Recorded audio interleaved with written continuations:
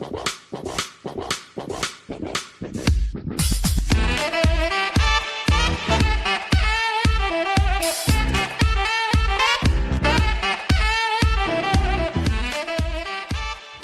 then, we can try again. This time, this really is the winning ticket. I'm sure the last one was just a typo. Craig got it wrong. But anyway, that's the ticket. And if I'm fair, I really wanted a bobber anyway, rather than a GS. Oh, I do love those bikes he makes. They're awesome. And I got a sticker. Right, he's going on the toolbox. Right, number 98. 98. It's 98, Craig. When you put your hand in the bucket, it's number 98. I think it's a brilliant idea, I really do. The cool thing about him doing these sticker bikes is that the build is basically then paid for. You haven't got a cock about waiting to, you know, save up to afford this, that and the other. You know, the build is covered and you can use some really nice parts. I was chatting with him a little while ago about Asbo and the bike I want to do after that and stuff, and he's suggesting this, so I don't know, we might go down that route.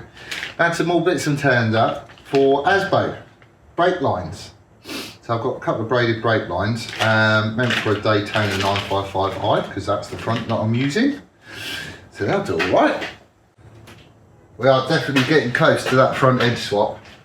I've got most of the bits and pieces that I need now. I'll go through, it's not just a case of swapping out the forks. There's a truckload of other stuff that goes with it. But we'll go through all that when we actually come time to doing it. But I'm going to need to get that done soon, because this ain't far off. And I'm also going to need to use it as a, well, I'm going to need to do some stuff as a bit of a test bed. That's what the bike is to start off with anyway, just trying stuff out, seeing what's going to work and what ain't. And we're going to need that shortly for this. So, some of the other bits and pieces, I've got a bit of that. I've got various bits of tubes and link pipes and all sorts of other stuff. And I've got a reducer, which is actually real. I'm glad it's a gentle one and it's not just a stepped one. You'll see why in a bit, because today I'm having a go at the exhaust. I've been doing all these hangers and stuff, and a load has gone off for pellet coat, so I've got like a natural break in what I'm doing. So this morning I'm having a crack at getting the exhaust finished up.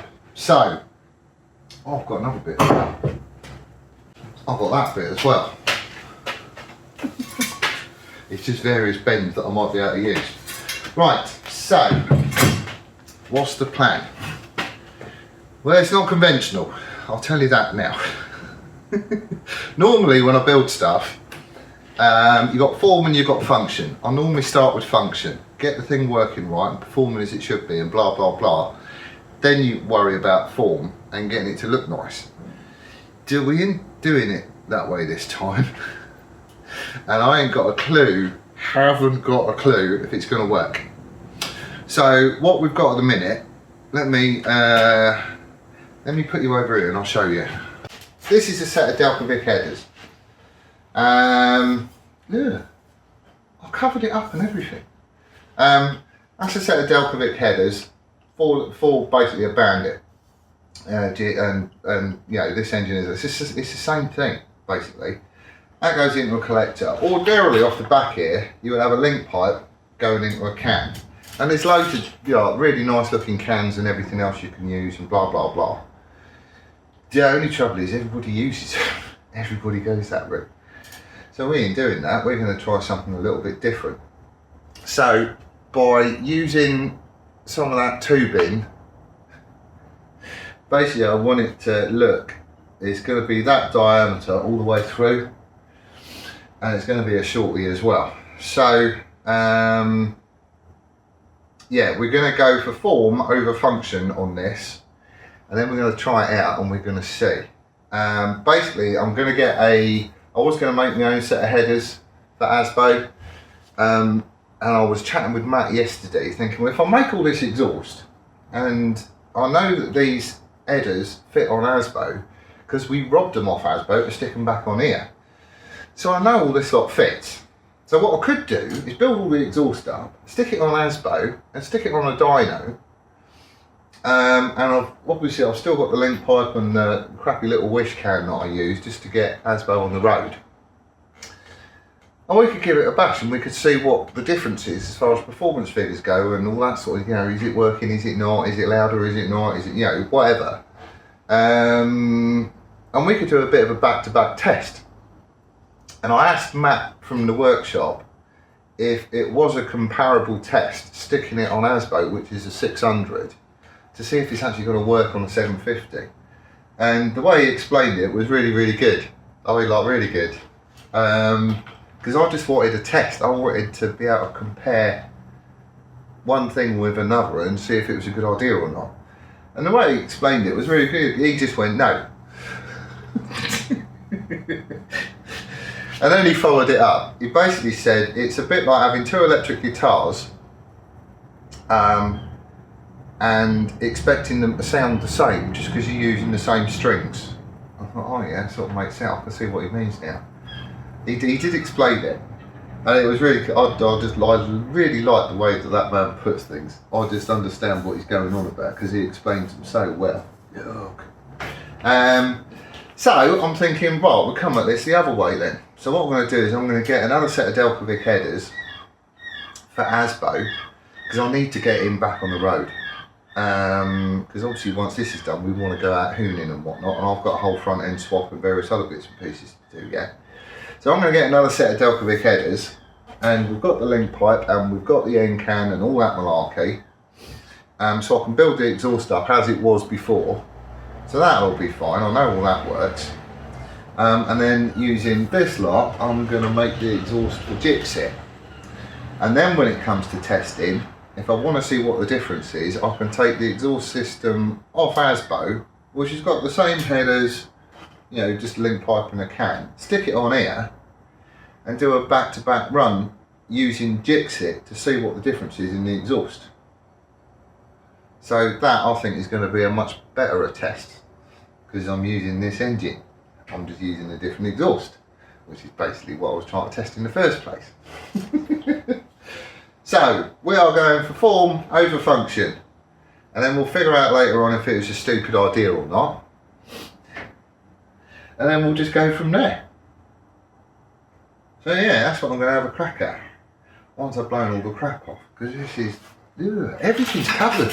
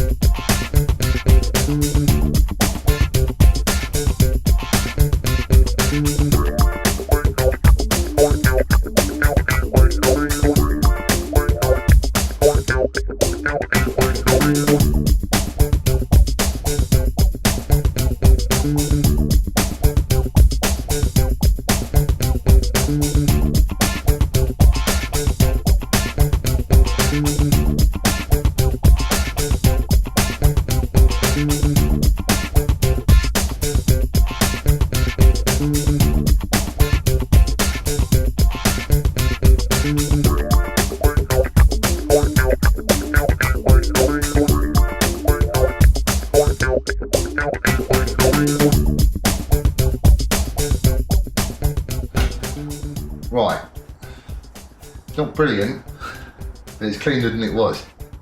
You can see the rusty bits on it. Steve-O's going to bust a foot, he sees this covered in muck every week. Anyway, okay, a couple of things. I am sorry if the sound is off on this video. I've dropped my microphone little box of tricks once too often. It's not happy. It's held together with a zip tie because the battery cover's broke. And sometimes now when I listen back, all I get is crackling. So it's not best. So if the sound is rubbish, that's because I'm taking it off the phone that you're being videoed on, and there's not a lot I can do about it until I get another microphone, but that's going to have to wait. we'll see how it goes. Right, so what we're doing, well, this is the set of Delta headers, and very nice they are too, until I get down to this bit. I don't like that collector. I preferred the one that I made. But anyway, what I don't like about it, well actually what I do like about it is that it's all been designed properly by a professional engineer and all that stuff. So all the diameters and the lengths and blah blah blah blah, if you get the whole system, it's been worked out properly and it works with this engine.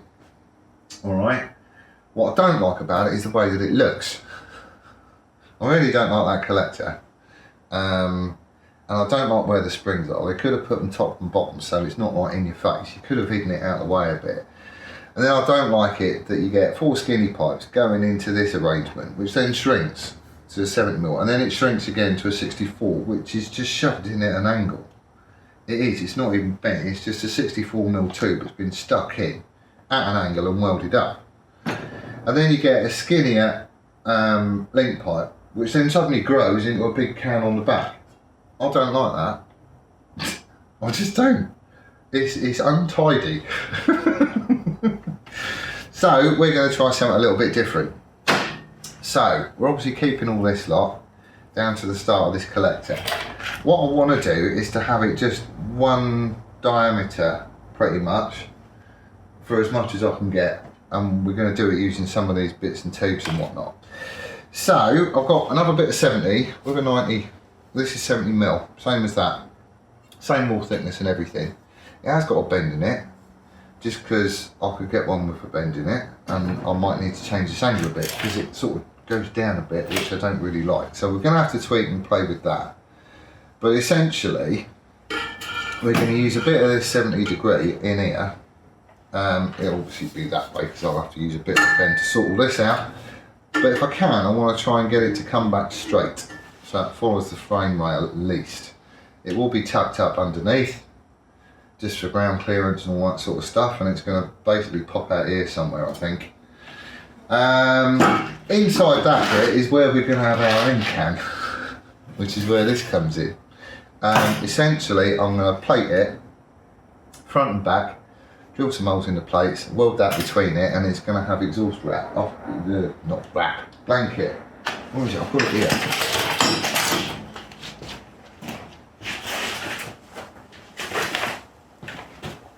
There you go. Some of this stuff. It's this basic exhaust packing. That's all it is. It's like fiberglass and it's all stitched up, and it's actually quite chunky stuff and everything else. But that's going to go in there, wrapped around this, to try and cut some of the sound out. Because apparently these engines are dead noisy. So that bit is going to be essentially our end can. And then if we look at some of this stuff, this is obviously like 64mm, which is where this reducer comes in. So that's 70mm, same as that, and then it reduces to 64, which is the same as that. But it does it in a nice sort of gradual step instead of just like a suddenly it's reduced step like that. So that's quite subtle. That'll be quite nice. So that's going to go on the end. Yeah.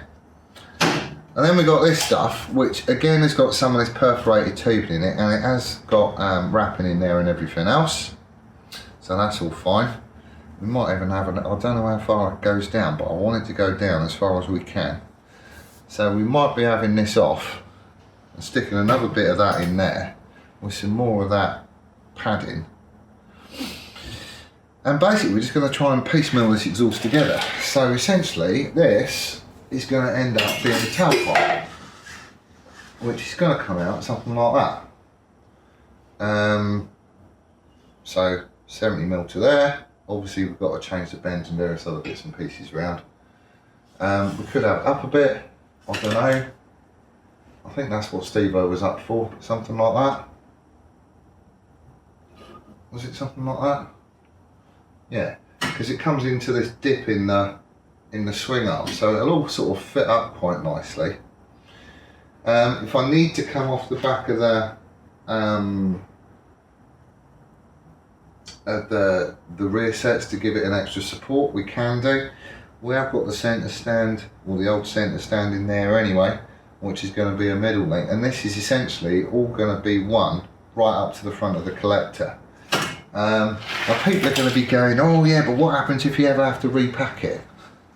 Right, hands up how many times you've actually had to repack an exhaust. I've had loads of bikes, and I've had some of them for years, and I've never had to repack an exhaust once.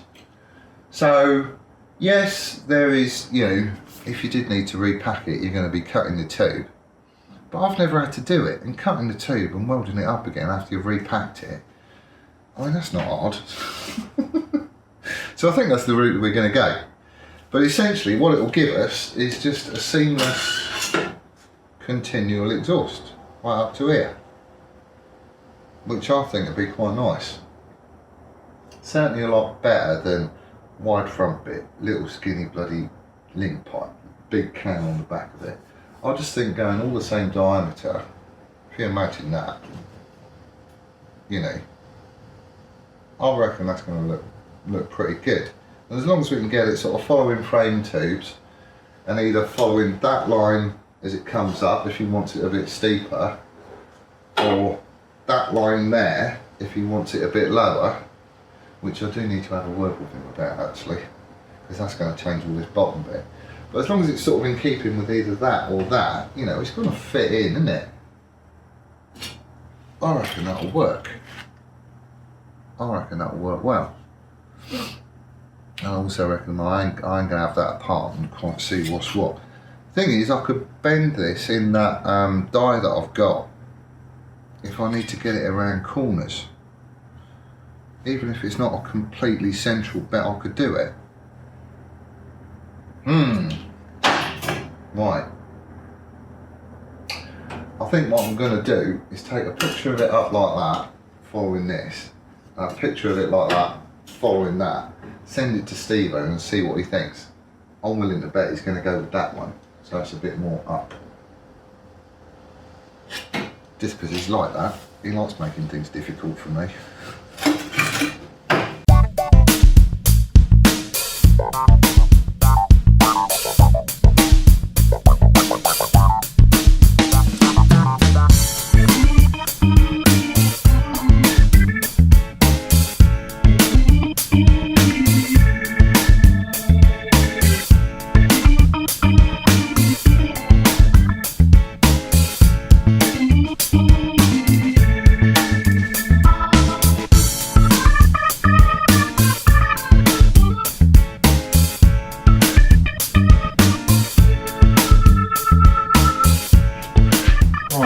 So, cut a piece of that 7mm tube off. It's got a 3.5 degree cut on the end of it.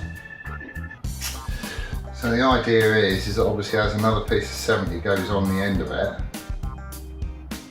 and that is a lovely fit. That has stayed perfectly circular, whereas those bloody mandrel bends on the headers didn't. It just gives it like a little bit of a kick, which I'm hoping is going to be enough to get this level and for this to come out here where I want it to be coming out. Right, next step is the collector.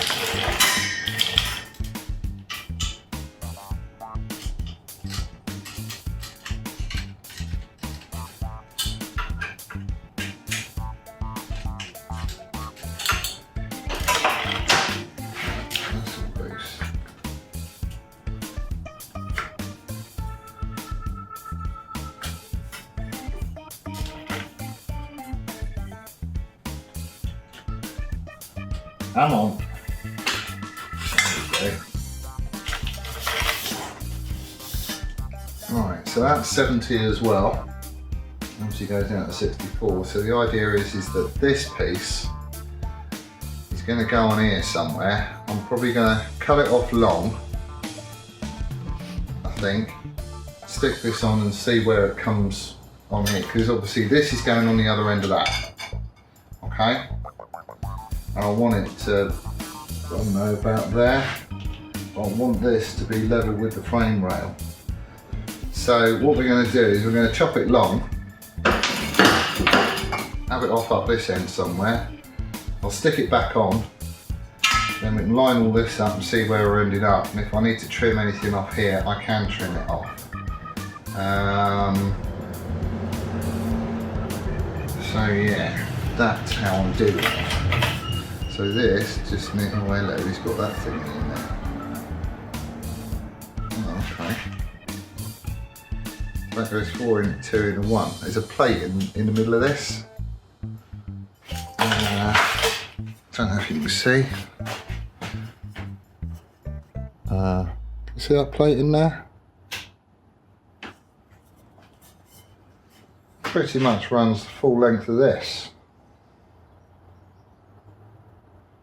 I'll be chopping through that as well then, wouldn't I?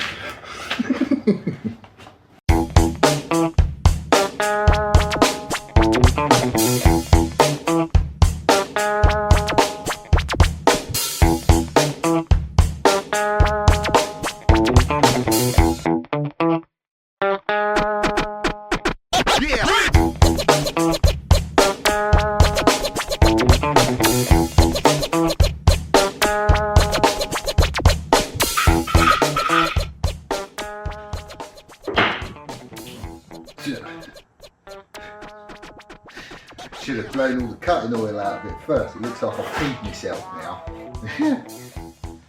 Still, never mind. For a rubbishy little bandsaw, it's only like a cheapy thing from Draper. It's not like a proper workshop jobby or anything else. You can get industrial whatevers. But for a cheapy little bandsaw, it's really good. It puts a lovely straight cut on things. And you can adjust everything from the guide positions to the speed to the,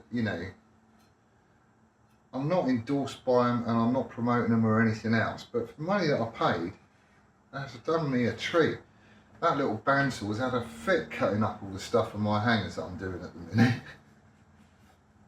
We have gone through a couple of belts, a couple of blades rather, but it's doing me alright. So, how well did that come out? See, that's not bad, is it? Right, let's stick this on. Ordinarily you'd link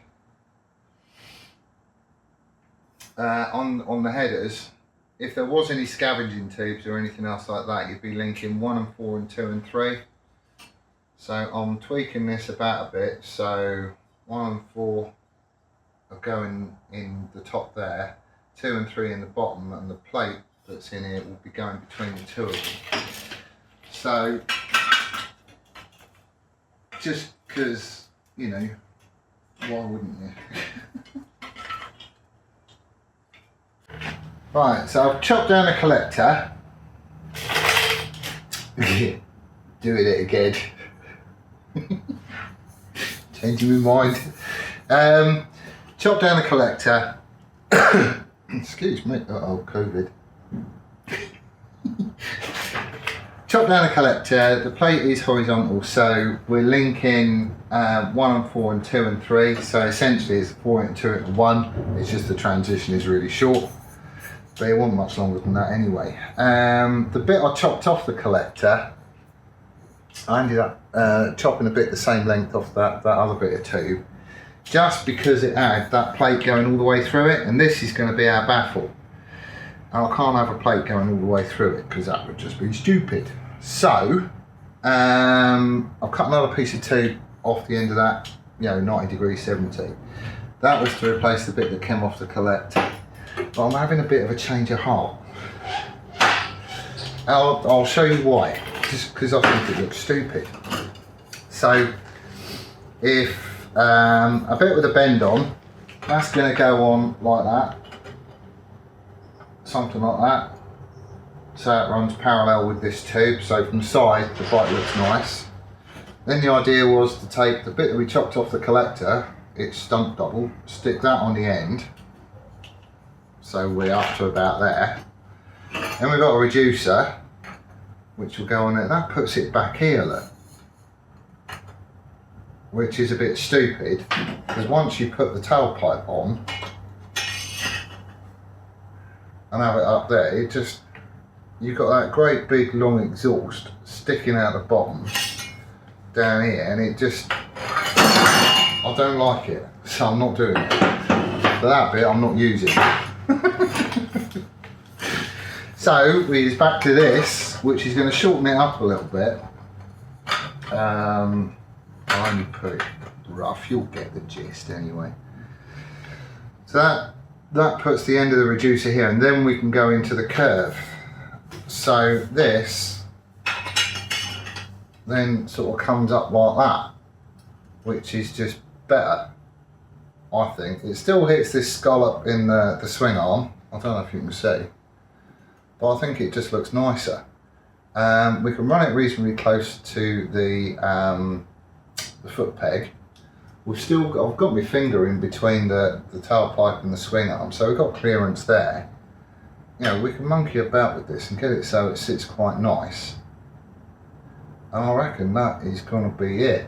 So I need to extend this, you know, to bring it up a little bit or whatever, because I want to put baffles in this as well. Then we can do, and it just means remaking that insert, which I've got the two to do anyway, so that'll be fine. So we're shortening this section up a little bit. So what I think I'm probably going to end up doing is I'll tack that to that, because that's easy, and it's going to be dead straight. So that'll be fine. And it's a nice slight transition into the narrower diameter. And then once that's all done, I can clock this and get it so it's absolutely cock on, you know, level with this. I'll mark it up, have the collector off and tack it up over there, because I'm still not moving my tube bender yet. I need it where it is. So that'll go on like that, that'll go on like that. And then I've got a fix in here for the centre stand to hold all this in place. So it's just going to have a standoff bit of stainless steel, which I've got up there that will bolt straight onto there. So it's mounted at the front, it's mounted on there, and if I need to, I'm thinking I can always come off the back of the footrest hanger to support this, because that's going to go like that. I can have like a real discreet little bracket down here, which will just be welded straight onto there. And all it means doing is putting a thinner spacer in between these two. I can just remake that on Chuck Norris, and it'll be, you know, real discreet. It'll just look like the exhaust pipe is just sort of floating there. So I reckon that's it. I reckon we're in. Right. Let me, I need to get this ticked on, don't I? Which end's the bent end? Don't put it on the wrong end. That one. That'll do. That'll work. Right. Right, there we go. Right, so all I did was tack the reducer onto that middle bit of tube. Real easy way of doing it. You've got a TIG torch. If you get your torch set to, you know, whatever power or whatever it is that you need to just do a fusion weld. Just basically melt the surface, basically. Give it like 5 amps more. And then to do a little tack like this, literally torch as close as you can do and just go full power for like half a second.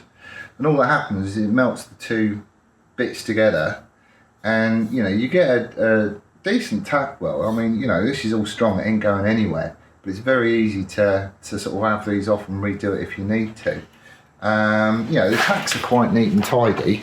Don't know if you can see. And they're tiny. You know, they're not sticking out or anything else.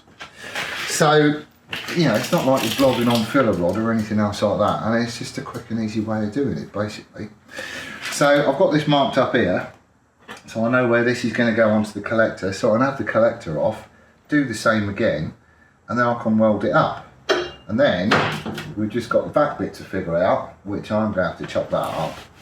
And then we've got the, you know, sort out the muffler padding jobby thingy that goes up in here. It's a short one, isn't it? It's going to be loud. I know it's going to be. It's not going to be noisy boy loud. Not like that stupid thing that was on Asbo. But it ain't going to be quiet. Anyway, it is now Saturday morning. basically I had to chip off, so I've come back in just to, you know, see how much more I can get done. And I've got some awesome news. And I'm itching to tell you. I've got to tell someone. There was basically, last video I said that I was going to be getting rid of the little mini mill and upgrading it to something a little bit bigger. And I was looking around and, you know, I'm in an R-in and this, that and the other. But basically I let people know it's going to be for sale. Anyway, I've got a message from a fella called Brian, also known as Doddy to his mates. And he just punted me a message saying, I might have a solution to your milling problem. Give us, you know, give us a shout. So I answered back, oh, that sounds quite good. And yeah, he sent me a picture. I'll get the picture and I'll stick it up here. But basically he said, he's got this machine and he don't want it anymore. Do I want it? And it's free. And it is huge. It's a proper, it's an Ashdale. It's as solid as it gets. I can't believe he's doing it. I'm absolutely lost for words. But I came in this morning, because yeah, we've been bantering by email and this, that and the other. And he said, well, just give us a call, we'll have a natter about it. So I've been on the phone for, I don't know, best part of 45 minutes, an hour this morning with the fella. He's a gem. He's 84 years old. And he's a man after my own heart as well. Because he used to race bikes back in the day. He's even done the island, and he's done it a few times. And he did it on a Manx Norton, which I'm not envious with. Not at all. I really want to go on one of them.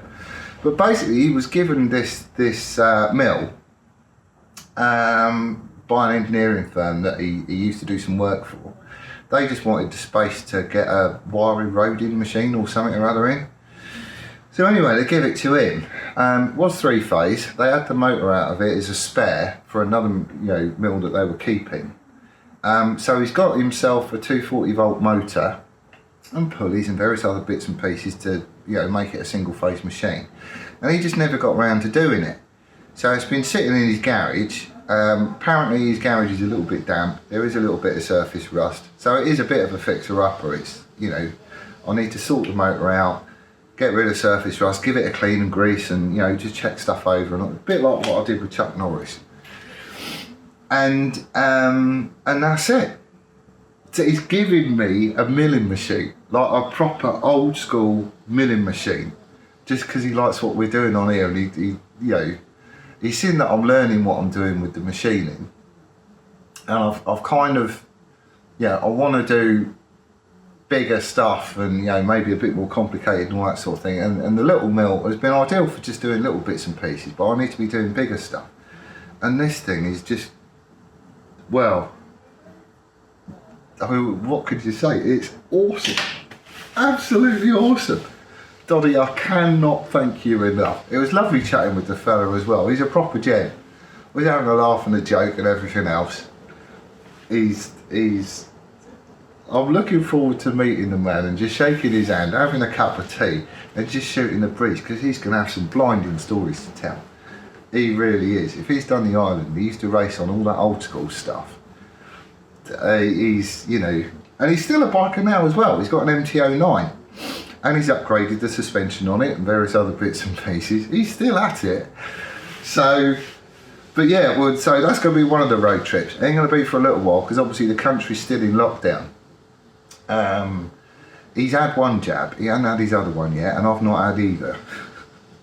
We've all got to, you know, abide by the rules and stuff that's in place. We've got to look after one another. So he said it's there, I can go and get it whenever, but, you know, we're waiting until the country lockdown has stopped and, you know, we can travel and do it all safe and all that sort of thing. And we're going to go and see Doddy. I'm taking Steve-O, and we're just going to shoot the breeze for ages. So I don't know what, you know, the generosity of some people is it just blows you away. It really does. He's made my day. He's made my year, if I'm honest. So all that lot in the corner, that's all going because I'm getting a mill. So you have to clear a space out there at some point you know, once we've like figured it out and when we're going to get it and all that sort of stuff. So I need to clear all that lot out. I'm going to put a big shelf across the top, clear some space, give it a proper home, and we'll see where we go. The other thing is, he said, oh, don't get rid of any of your tooling, it's an MT3 taper. So all the tooling that I've got is going to fit the new mill, because the tooling isn't cheap. I mean, you know, that'll set you back a bob or two. So I'll be able to reuse all that stuff, which is mega. I'm gonna have to get more scales and stuff. So when the mill gets sold, it's gonna have all the linear scales and that. I will be keeping the display, just because I can stick that straight onto the new machine once I get my scales and everything else. So basically, the funds that I raise by selling the mill is gonna pay for the scales, and maybe, you know, well, a lot of degreaser and oil and grease and stuff like that. But basically selling that is going to fund getting this other mill up and kicking and properly sorted. And then we can have at it. We can have at it. I cannot wait. Yeah. Cannot wait to get that. That's awesome. So cool. Right, let's, I'm gabbling again, but that's only because I'm excited. So with a combination of, you know, Chuck Norris, which is a lathe from 1963, built solid as it gets and everything else, and it works an absolute gem, it really, really does. And that mill, I'm going to be able to do all sorts of stuff. Like all the jigs and that I need to make, they're getting done. I don't know how big the bed is, I don't really care if I'm honest. It's bigger than what I've got, and I'm sure it'll do the do. So, combination of those two things, I'll be able to do all sorts. Alright, come on, why won't you come on? You always get stuck. It's not snug, it is tight. Right, let's get that tacked on, like that. Do I weld it? I don't know, I might weld it. I'll tack it on and stick it back on and make sure it's all good. Let's do that. I'm only clamping it up on one exhaust flange as well, because it just sends it all tight anyway. And these header pipes go all the way into the collector, sort of in stages. But the top left-hand one completely bottoms out. So as long as this is tight, it ain't going anywhere. And it all goes quite solid, so that's fine. See that? That's it, right? And that one's absolutely cock on level with that. Right, so that's the link pipe. And then this is going to go on here somehow. I'm going to need to chop this up, and I'm also going to need to get some more 64mm, I think, because I can have it out like that, which is how I'm going to have it. So this bend is all fine. I want to lengthen this a little bit, not a lot, maybe only, you know, I don't know, 12-15mm, something like that, centimetres. Because then it will stand out quite nicely, and I can just extend this up a little bit. Then if he wants to have some sort of, actually I might even get a mandrel bent, because then we can always put a key bit on it, because I think he wants to cut it at an angle, which I think is a stupid idea, but you know, that's what he wants to do. So I'm going to have that off there, I think. And then I want to see how far this bit goes down. That is what it's going to be like.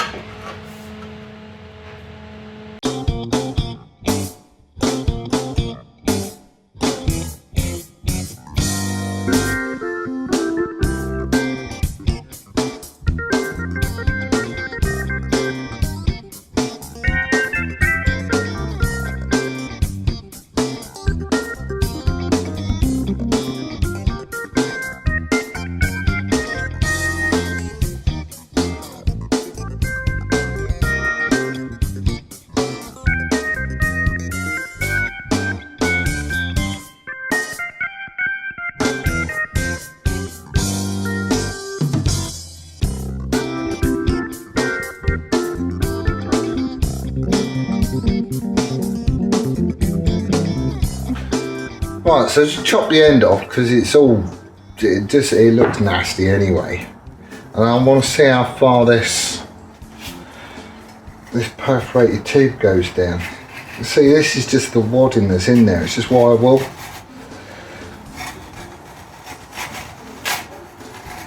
Yeah, it don't want to come out, does it? Come on.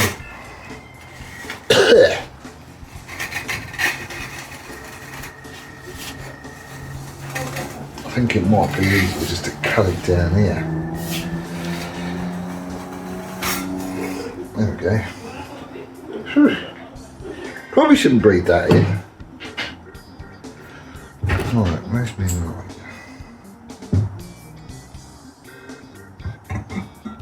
Right, so this perforated tube ends up about there-ish. Yeah, about there. So it's on the straight bit. So I think what I'm probably going to end up doing, because I could reuse that curve, so what I'm probably going to end up doing is chopping it on the straight bit, because I'll be going through that perforated tube as well. So then this bit will just come out and I'll just be left with a bend. I'm going to get some more 64mm tube because I'm going to want to make this a little bit longer, I think. So I can chop past where it ends, because obviously that would be welded or fixed in there somehow, I'm sure. I can't see it, but I mean, I've had this end off. Oh, it moves a bit, but I think I'm just flexing it. It's going to be welded at the other end somehow. Because otherwise, this lot would have just come out the other end, wouldn't it? Right, so I'm going to chop it there, I'm going to chop it further down here. I'm going to get some more 64mm tube, because that way I can lengthen it. And we can get it the right length then, so it all looks good on the bike. Right, let's give it a quick clean. I'll offer it up and see what's what. It was crusty as hell, it's just like discoloured, so I've gone over it on the Scotch-Brite, bringed it up a tree. There are a few little nicks and dinks and all sorts of stuff. But what I'll do is I'll get that angry thing out and stick it on the angle grinder. I don't know what I'll call it. It's like a portable linisher belt sander type jobby. It is lethal. I don't like using it at all. But anyway, we'll get that on here. We'll clean the tubes up once all the exhaust is done. And then we can see what's what. It don't come up bad on the Scotch-Brite, but there's still just like a few little, yeah, it's an old bit of tube, isn't it? Needs a bit of love. Right, I've been mucking about.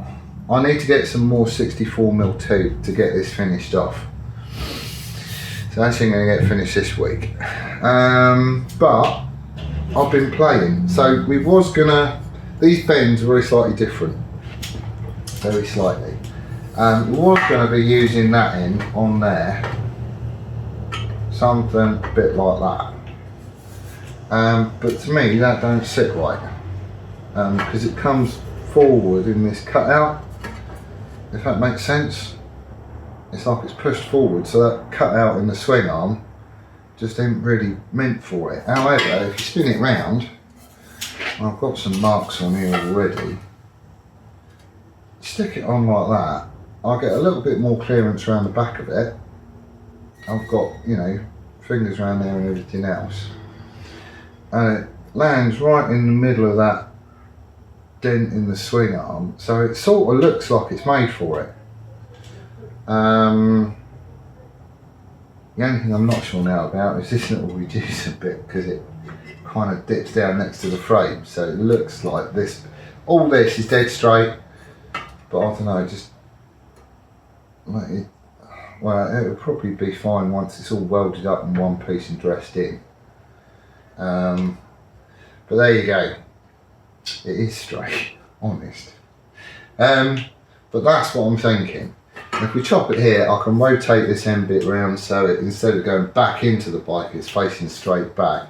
He's on about putting a, you know, a slash cut or something on the end, which I think would be a mistake. But it's up to him, he's got to see it first. So it's going to be something like that. So what I might do is chop this in half, spin it around a bit and tack it, stick it on the bike, and then we can get a real sense as to what it's going to look like. And then I've just got a simple bracket to put in here,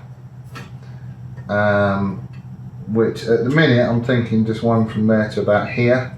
So it'll be nice and discreet, you ain't really going to see anything. And it'll keep it all fixed and solid and blah blah blah.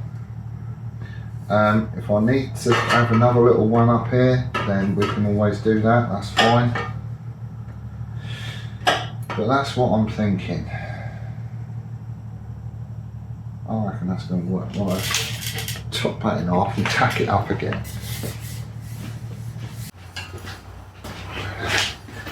Right, a little bit more time on the bandsaw, and it definitely needs another blow. This stainless is tough stuff. Right, so he is going to go on like that. Like that. And this bit is going to go like that. I reckon that's what it should look like. Real simple looking. Real simple looking. But I just think it's in keeping with the rest of the bike. So what I'm going to do, because it is getting on again and I need to go to my work, I'm going to get a picture of this and I'm going to punt it over to Steve-O and see what he thinks. The brackets would be easy. I'll probably, I don't know, I'm thinking, I think I should have one off here and then another one off the back of the footrest. You're barely going to see anything. Barely going to see anything at all. And I'd much rather that than some hoofing great big jobby coming down from there. But that, I think, is what it needs to look like. There's loads of clearance and stuff. It'll be fixed at the headers. Then obviously the springs onto the collector. Then one mount in the middle there, and then another mount off the back of the footrest down. I think that is going to be solid. Ain't going to go anywhere. Ain't going to go anywhere. I just need to sort that bloody bit out in the middle. I'm going to get some more tube so I can make that and get it sorted. Because I'm going to need to chop it, I don't know, about there, I guess. So I've got to replace this middle section of tube. I don't need much, I just haven't got any. This is really annoying. But I could just, however much I chop out, just to get that stupid little perforated jobby out, I'll just replace the same amount of length, stick it on, tack it, put my brackets in, job's a good one. And obviously before I weld it all up, I'm going to put that baffle in there as well. So that's what the plan is. Right, so that's what the plan is, that's what it's going to look like. I can't think of a better way. I just don't want to do a normal 4 little skinny link pipes into a big collector, into a, you know, and then stepping out again for another can. I want to do something different. Like I say, I've got no idea if this is going to work. Haven't got a clue. But once Asbo is back on the road, and I've got a standard setup with, you know, skinny link pipe, bigger can, blah blah blah, we can always switch the exhaust off that onto GIXIT and stick it on a dyno and just do back-to-back runs and see what the difference is. I don't know if it's going to work having essentially the muffled section of the exhaust towards the front. I don't know. And then we're going to have another little muffled bit at the back. There will be a gap between, so that should take some of the energy out of the exhaust as well and sort of deaden the sound down a bit. But I don't know, until we try it, we just ain't going to know. So at the minute, like I say, I'm going for form over function, and we'll find out the function later on. And if it's crap, I'll just have to do another one. And we will have a boring conventional exhaust. which some fella spent ages designing and knows it all works well and everything else. But if this gets close or close enough, but just looks better, then that's what I think we should have on the bike. That's what I reckon anyway. Don't know. Love to hear your comments as always, because they're always good. And once again, I cannot thank Doddy enough for what he's doing. I really, really, really can't. You have no idea how much that means to me. So I am getting my head down, I'm getting these hangers done, and then I'm clearing out that corner ready for when lockdown is lifted. We can go and see the man, have a cup of tea and shoot the breeze for a bit, and I can pick up a new mill. It's going to be, I'm going to call it Brian or Doddy. I haven't decided yet, but that's what it's going to get called. Anyway, thank you ever so much for joining us. Yeah, I'm sorry it's all been a bit at the minute. I had some cracking comments from people as well. So I really appreciate your understanding of, as far as I've got to do some of the businessy type stuff to keep the shop going, and that does take a precedence over the bike. But it's very much appreciated that you'll get the gist and the understanding. It's not me goofing off. It ain't. Honest it ain't. But it is also really nice to do a bit of work on the bike again, especially on something like the exhaust, because that kind of sets a real look to it. It's looking really good. Anyway, that's where I'm leaving you. Thank you ever so much, and we'll see you again next time. Adios.